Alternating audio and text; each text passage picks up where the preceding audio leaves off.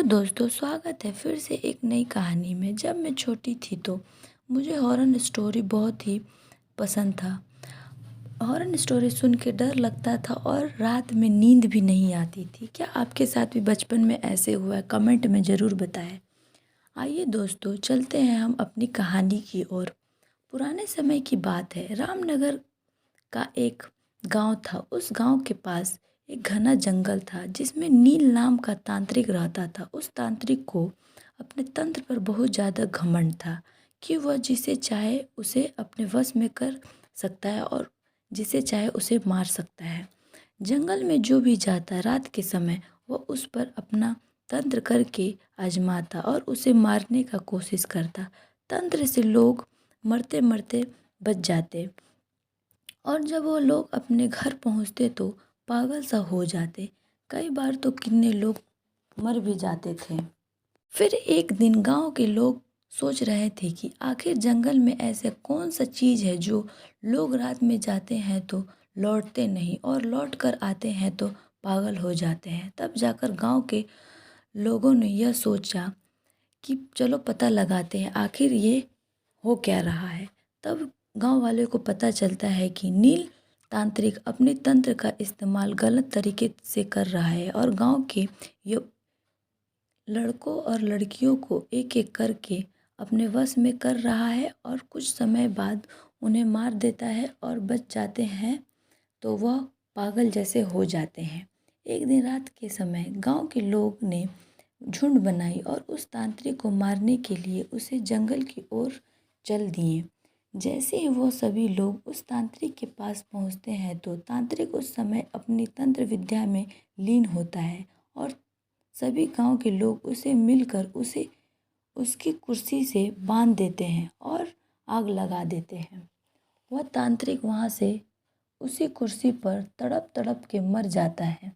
गांव वाले सोचते हैं कि अब उन्हें इस तांत्रिक से हमेशा के लिए छुटकारा मिल गया।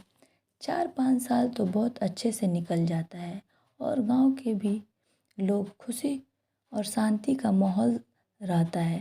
तभी वह गांव के बाहर से 4 लड़के आते हैं और वह सोचते हैं कि क्यों ना आज रात में जंगल में बिताए जाए। लड़के घूमते घूमते उस तांत्रिक के इलाके तक पहुंच जाते हैं। वहां तो लोग देखते हैं कि मकड़ी के जाले लगे हुए हैं। गीदड़ व भैंस के मांस को खा रहे हैं।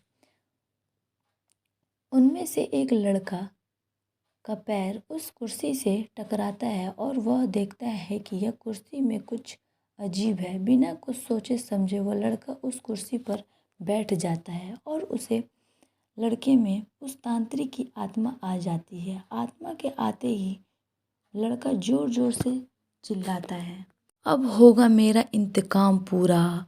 मैं इस पूरे गांव को जलाकर नष्ट कर दूंगा। बाकी के 3 लड़के इस दृश्य को देखते हैं और वापस गांव की ओर भागते हैं और गांव के सरपंच को यह सारी बात बताते हैं। सरपंच गुस्से से आकर उन लड़कों की डंडे से पिटाई कर देता है और बोलता है कि तुम्हें किसने बोला उस जंगल में जाने को और उस कुर्सी पर जाकर बैठने को। लड़के माफ़ी मांगते हैं और दोस्त को बचाने के लिए तरकीब पूछते हैं।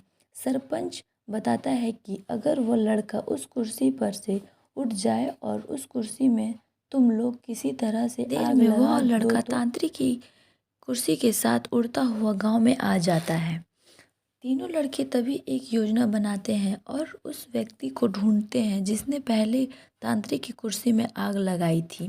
तीनों लड़के उस आदमी से गुजारिश करते हैं कि वह कुछ समय के लिए उस आत्मा के सामने आके खड़ा हो जाए और वो व्यक्ति मान जाता है। जैसे ही तांत्रिक की आत्मा ने उस आदमी को देखा, वो कुर्सी से उतर जाता है और उस आदमी से बदला लेना चाहता है।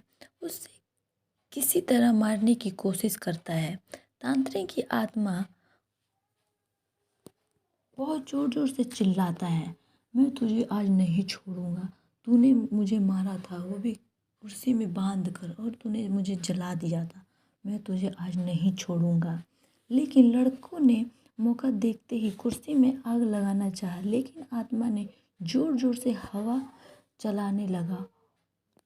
लेकिन वह आत्मा ने उन लड़कों को जंगल के बाहर फेंकने चाहा, लेकिन लड़के हार नहीं माने और जैसे तैसे करके कुर्सी में मिट्टी का तेल डाल के और आग लगा देते हैं, जिससे उसके दोस्त की जान बच जाती है और गांव के लोगों को भी तांत्रिक की आत्मा से छुटकारा मिल जाती है।